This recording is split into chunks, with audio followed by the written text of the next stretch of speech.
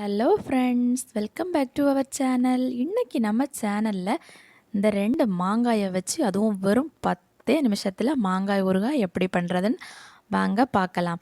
இந்த மாங்காயை நான் நல்லா சுத்தமாக கழுவி அப்புறமா அதில் உள்ள விதையெல்லாம் ரிமூவ் பண்ணிவிட்டு இந்த மாதிரி குட்டி குட்டியாக கட் பண்ணி எடுத்திருக்கேன். கட் பண்ணதுக்கப்புறமா ஒரு கடாய் அடுப்பில் வச்சு கடாய் நல்லா சூடானதும் அதில் 1 ஸ்பூன் அளவு கடுகு, 1 ஸ்பூன் அளவு வெந்தயம் போட்டு கடுகு நல்லா பொட்டணும். கடுகு பொட்டலைன்னா கசக்கும். அதுக்கப்புறமா இதை ஒரு பாத்திரத்தில் மாற்றி நல்லா ஆற விட்டுருங்க. ஆறினதுக்கு பிறகு இதை மிக்ஸி ஜாரில் மாற்றி நல்லா பொடி பண்ணி தனியாக எடுத்து வச்சுக்கோங்க.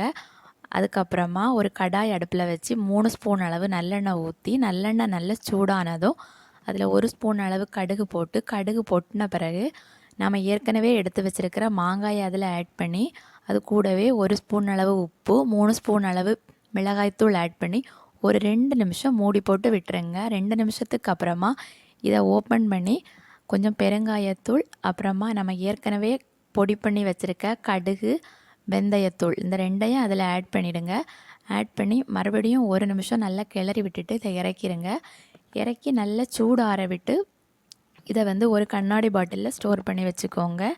இந்த வீடியோ உங்களுக்கு பிடிச்சிருக்கோன்னு நினைக்கிறேன். பிடிச்சிருந்தால் லைக் பண்ணுங்கள். Thank you friends.